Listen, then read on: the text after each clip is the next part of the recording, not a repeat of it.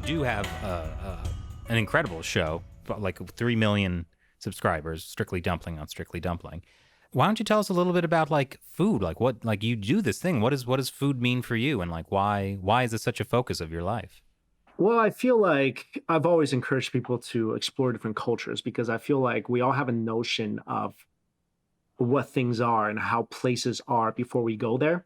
And this is something I experienced firsthand when I was living in the Midwest, where everyone thought um, all Asians are Chinese, or all Asian food is fried rice or chow mein or General Tso's chicken, something like that. Like, obviously, I'm not trying to say like that's still the case today, whereas there's a lot more availability of shows and the internet and people are being able to experience more diversity. But back then, this was what I experienced firsthand from my friends and people around me. Um, so I always wanted to do a show where it can explore different cultures, and food is something I always felt like the best way to explore any culture is taking a bite out of it, because food is there's always a story behind it.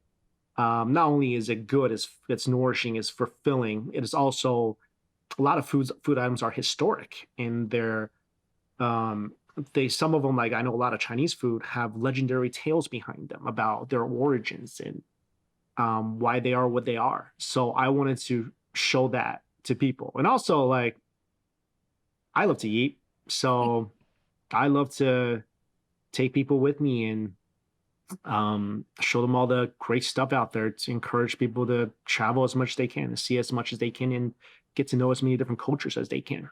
What's a Chinese dish that you've, done a video about that has like a rich story about Chinese culture?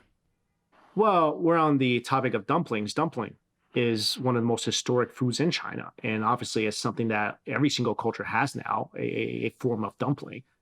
But it's got a very amazing story, and obviously it's one of the staples of Chinese cooking and Chinese food. So that's why I love it so much, and that's why my channel is called Strictly Dumpling, because back there was a time where all I ate was dumpling. Really? Why? Well, I mean, I was broke. I was living in a basement in Brooklyn, and if you go to these Chinatown dumpling places, you can buy like 50 dumplings for $7.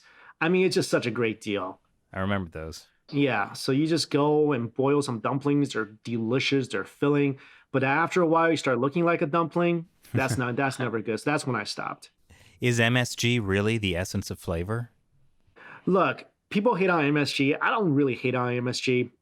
Because I've been eating MSG since I was a kid. But you could do a lot of flavor without MSG. That's for sure. You got to do the hot oil. That's what you got to do. And that's why you made your own. That's why I made my own hot oil. Get it done right. So really, food was a way for you to introduce China to the West. Absolutely. Absolutely. And so you said your parents were involved in the restaurant business as well. So did like any love of food come from them? Well, I mean, they taught me what not to eat a lot of times because we had a westernized Chinese food. So I was always told to stay away from the General Tso's chickens and the crab rangoons and things like that. But it's okay to sell we're those. supposed to stay away from those? Those are the most delicious things. Yes, until you discover traditional Chinese cooking, which is so much better and more variety than the 30 things you see in a typical Chinese to-go place. Oh, that's a relief. I thought you were going to say something about like how those things are made with like, years old oil or something. They're made with pretty old oil. That is another reason that my mom didn't want me to eat it. Because apparently, I mean, I don't know much about it now. I just remember her telling me, "Oh, this is made from dark oil." I don't know the difference. So, I think dark oil, maybe it's just oil that we don't throw out as often, something like that. Well, why don't you tell us a bit about traditional Chinese cooking? Because I know it's actually a pretty big, broad, diverse thing. And I don't really know much about it. But like, so it's more than dumplings. Well, traditional Chinese cooking is split into many different categories. Like some people say it's 5 categories. Some people say it's 8 categories. There's Huaiyang, which is the Shanghainese cuisines, the Cantonese, the Shandong, the Northeastern, and Sichuan.